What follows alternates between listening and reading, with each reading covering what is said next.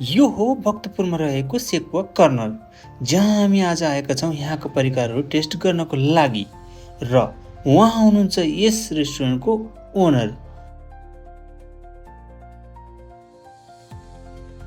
यो हाम्रो लागि बन्दै गरेको सेकुवा हो, जो कि हाम्रो सेफले हाम्रो लागि स्पेसल बनाउँदै हुनुहुन्छ।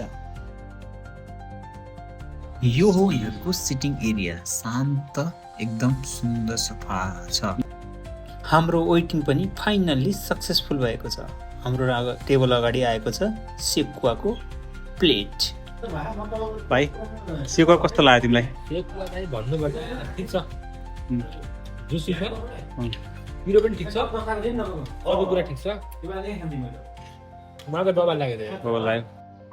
भाइको रिभ्यूलाई आत्मसात गर्दै अब मैले पनि भन्नुपर्छ कि यहाँको सेकुवा एकदमै जुसी र एन्ड स्वादिष्ट छ।